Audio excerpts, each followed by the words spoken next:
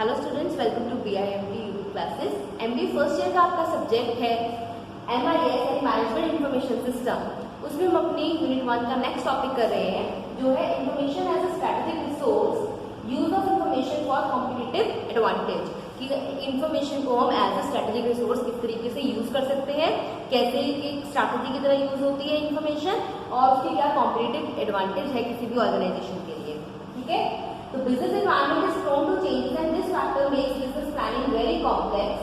Some factors such as the market forces, technological changes, complex diversity of business and competition have a significant impact on any business prospects. कि इस तरीके की कोई भी technical हो, human change हो, complex diversity हो, market forces हो, ऐसे बहुत सारे फैक्टर्स होते हैं जिससे बिजनेस की जो स्ट्रैटेजी है उस पर बहुत मतलब इम्पैक्ट पड़ता है, चेंज आता है उसके अंदर। ठीक है, MIS is designed to assess and monitor these factors. The MIS design is supposed to provide some insight into these factors, enabling the management to involve some strategy to deal with them. कि MIS का main focus क्या है, इसलिए design किया गया है ताकि इन सारे फैक्टर्स को अच्छी तरीके से एग्जामिन करके उनके लिए स्ट्रैटेजी फॉर्मुलेट कर सके जिससे मैनेजमेंट को उन्हें लेकर कोई भी प्रॉब्लम ना आए। Since these factors are a part of environment, MIS design is required to keep a watch on environment factors and provide information to the management for a strategy formulation. क्योंकि environment का part होने ये सारे factors, चाहे हमारे environmental factors आ रहे हैं, चाहे हमारी स्ट्रैटेजीज आ रही है, किसी भी तरीके के फैक्टर्स हैं, टेक्निकल फैक्टर्स हैं, तो ये सारे हमारे environment का पार्ट होते हैं। तो इसमें अंदर तो MIS का क्या काम होता है, इन सब पे अच्छी तरीके से वॉच करना ताकि स्ट्रैटेजी फॉर्मुलेशन में आसानी आए। Strategy formulation is a complex task based on the strengths and weaknesses of the organization and the mission and goals it wishes to achieve. Strategy formulation में हम strength और weakness भी लेते हैं और mission and goals को भी लेते हैं। Proper SWOT analysis करके ही हम strategy को फॉर्मुलेट करते हैं। किसी भी स्ट्रैटेजी को बनाने के लिए सबसे पहले हम SWOT एनालिसिस करते हैं, strength, weakness, opportunity and threats को एग्जामिन करते हैं कि किसी भी ऑर्गेनाइजेशन के लिए क्या क्या चीजें हैं, कौन कौन से फैक्टर्स हैं जो उसे अफेक्ट कर रहे हैं। उनके बेसिस पे स्ट्रैटेजी बनाई जाती है ताकि उन फैक्टर्स के जो इफेक्ट है उसे ओवरकम किया जा सके। Strategy formulation is the responsibility of the top management and the top management relies on the MIS for this information. कि इसके MIS स्ट्रैटेजी फॉर्मुलेट करना किसकी रिस्पॉन्सिबिलिटी है, मैनेजमेंट की, और मैनेजमेंट MIS पे डिपेंड करता है स्ट्रैटेजी को फॉर्मुलेट करने के लिए। There are various business strategies such as overall company growth, product, market, financing and so on. MIS should provide the relevant information that would help the management in deciding the type of strategies the business needs. Every business may not require all the strategies all the time. Strategies बहुत सारी होती हैं, हर business house को हर situation में same तरीके की या हर strategy की जरूरत नहीं होती है। अकॉर्डिंग टू द नीड जो उसे उस टाइम पर रिक्वायर्ड होती है स्ट्रैटेजी, वो मैनेजमेंट सजेस्ट करती है MIS की हेल्प से, यानी मैनेजमेंट इंफॉर्मेशन सिस्टम की हेल्प से, जब वो सारी इंफॉर्मेशन को मैनेज करके चलती है कि इस टाइम पर इस करंट सिनेरियो में आपके लिए कौन सी स्ट्रैटेजी बेस्ट है जिससे आप अपने बिजनेस की ग्रोथ के लिए और बिजनेस के प्रॉफिट के लिए वर्क कर सकते हैं। The continuous assessment of business progress in terms of sales, market, quality, profit and its direction becomes a major role of MIS. It should further aid to the top management in the strategy formulation at each stage of business. ठीक है? Information is strategic resource because information helps in taking strategic, tactical and operational decisions. It is one of the critical and important resource. एक strategic resource किस तरीके से use होता है, इसके importance के पॉइंट्स है हमारे पास, क्योंकि हमें स्ट्रैटेजी, टैक्टिकल और ऑपरेशन तीनों तरीके के डिसीजंस लेने में हेल्प करता है। जिसके इंपॉर्टेंस के पॉइंट्स क्या है, it help us understand cost, quality, price, technology, productivity and product. It helps to smooth flowing of business process and thereby smooth managing of business operation. Information का क्या फायदा होता है कि हम सारे जितने भी प्रोसेसेस हैं उन्हें स्मूथ फ्लो कर सकते हैं, स्मूथ वर्किंग कर सकते हैं और साथ ही साथ स्मूथली मैनेज भी कर सकते हैं business operation. Next is it helps to maintain the business standards like ISO, QS, CMMI and Six Sigma. ये सारी अप्रोचेस है। ISO जो हमारे स्टैंडर्ड्स होते हैं जिनके अकॉर्डिंग सारे होते हैं किसी भी प्रोडक्ट के लिए, किसी भी सर्विस के लिए, कि उस स्टैंडर्ड के अंडर आपको काम करना होता है। QS के क्वालिटी स्टैंडर्ड्स होते हैं। इसी तरीके से सिक्स सिग्मा अप्रोच भी होती है। इसमें सिक्स मेन फैक्टर्स को ध्यान में देखते हुए एक कंपनी के स्टैंडर्ड्स को मेंटेन किया जाता है। Then it helps to ahead in the competition. It helps company in analyzing their own score. It helps in maintaining its profitability. It will help in taking new business decisions like new plant, new product, new business line, etc. ये सारे important से points हैं जो हमें information, किसी भी तरीके की बिजनेस इन्फॉर्मेशन मिलती है तो उसकी हेल्प से हम इस तरीके के इंपॉर्टेंट डिसीजंस ले पाते हैं। तो इसलिए हर इन्फॉर्मेशन को मैनेज करना जरूरी होता है। It protects company from business cycles. It provides future direction to the organization. It provides competitive edge. ये सारे पॉइंट्स हैं इंपॉर्टेंट से, एक बार पढ़ लीजिए इसे। फिर है use of information for competitive advantage. की कॉम्पिटिटिव एडवांटेज के लिए हम इन्फॉर्मेशन को किस तरीके से यूज कर सकते हैं। The study of information management entails an understanding of information and communication technology. Also, the advantage that a modern corporate house enjoys can be traced to its management of information.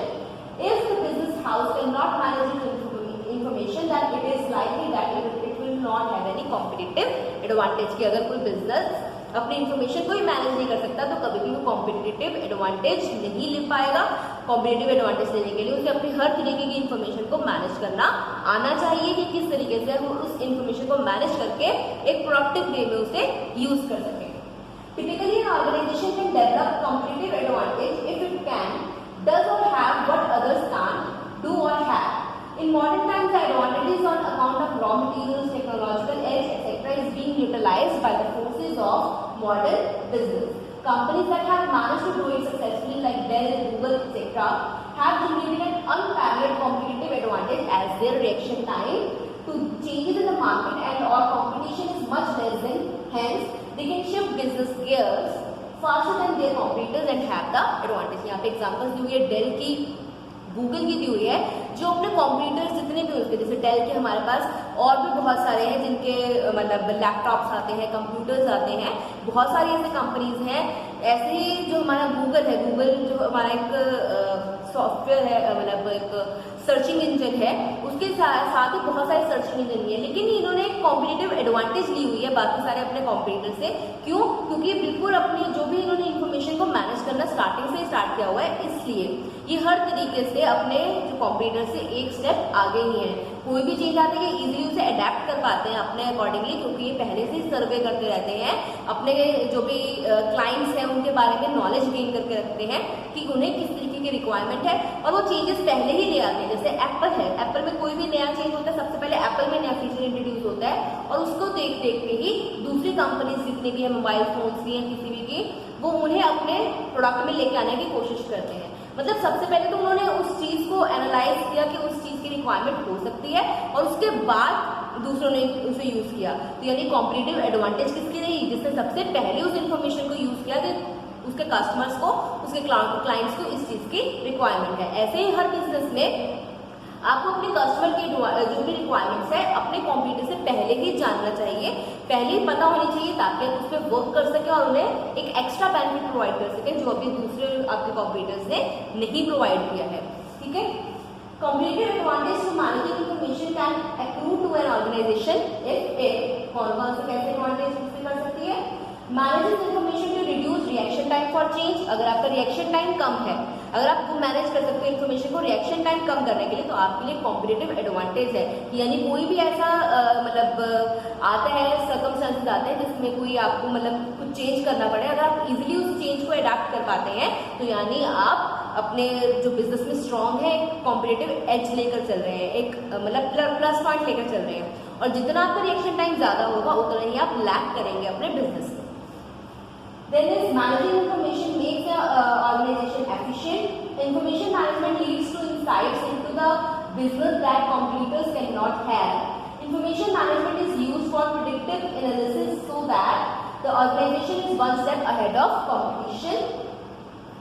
ठीक है, तो ये हमारे उसके point से। अब next है हमारा according to Porter Miller. Porter Miller ने हमें 5 फोर्सेस दी थी किसी भी बिजनेस एनवायरनमेंट को स्टडी करने के लिए। ठीक है, तो इन्फॉर्मेशन हेल्प से इनके अकॉर्डिंगली इन्फॉर्मेशन किन किन चीजों में हेल्प करती है?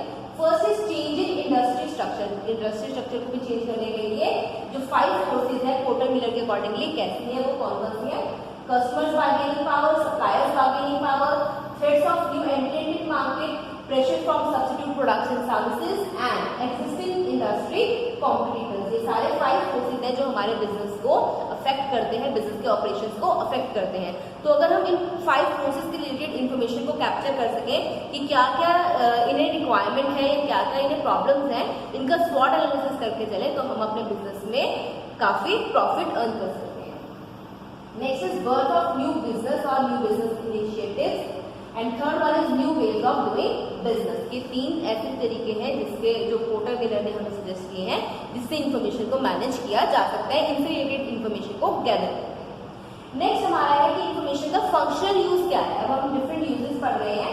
फर्स्ट इज फंक्शनल यूज क्या है, इंफॉर्मेशन के कारण lower the cost, information system facilitate value chain that is product delivery quality, it increase the speed, accuracy and timeliness of the organization, it helps in simplifying the business processes, it helps organization in meeting the standards and benchmarks। ये easy points हैं, आप इसे अच्छी तरीके से एक बार पढ़ लीजिए कि क्या है इसके अंदर, क्योंकि आपके MCQs आने हैं तो आपको बस एक समझना है कॉन्सेप्ट क्या है, फंक्शनल यूज में क्या क्या चीजें आएंगी, स्ट्रेटेजिक यूज में क्या क्या चीजें आएंगी। आपको ऑप्शन आ सकते हैं कि ये किस तरीके का यूज है, मतलब क्या उसके कितने यूज हो सकते हैं इंफॉर्मेशन के, इस तरीके से, ठीक है। स्ट्रेटेजिक यूज में क्या है, new way of doing work, new way of dealing the product differentiation, it helps in new way of developing strategies, planning, forecasting and monitoring, it helps in problem solving and decision making by extensive internal and external data analysis. Next topic is it improves the ability to perform, it helps in getting advantage of market situation and keep ahead in the competition, it helps in eliminating waste, inefficiencies and gaps in the business operations, provide the flexibility and helps the manager the uncertainties। तो इस तरीके के strategic use हो सकते हैं information के, ठीक है। तो नेक्स्ट हमारा टॉपिक है strategic information system can offer competitive advantage to an organisation. कैसे कर सकती है एक ऑर्गेनाइजेशन को कॉम्पिटिटिव एडवांटेज, स्ट्रैटेजिक इंफॉर्मेशन। तो उसके पॉइंट्स है हमारे पास। First is generating databases to improve marketing के हम स्ट्रैटेजिक इंफॉर्मेशन के जो भी डाटाबेसेस है उसे यूज कर सकते हैं मार्केटिंग को इम्प्रूव करने के लिए, उस सारे डाटाबेस को, ठीक है।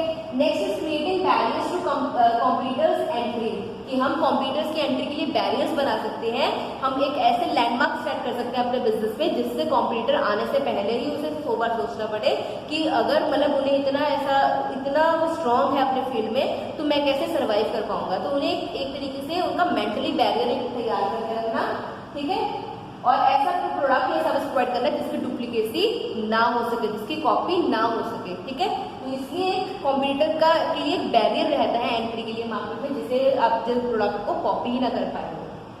Next is locking in customers and suppliers. Locking in means जो आपके कस्टमर्स ऑलरेडी बन गए हैं, सप्लायर्स जो बन गए हैं, उन्हें लॉक करके चलना ताकि कोई और कॉम्पिटिटर आपका उन्हें अपने साथ कैप्चर ना कर सके, ना ही सप्लायर्स को ना ही कस्टमर्स को। Next point is lowering the cost of the product, कि अपने कॉस्ट ऑफ प्रोडक्ट को कम करना, जितना भी आपका कॉस्ट पड़ रही है। जैसे आप जानते ही हैं कि जैसे जैसे टाइम इंक्रीज होता रहता है तो कॉस्ट ऑफ प्रोडक्शन हमारी कम होती रहती है, ठीक है।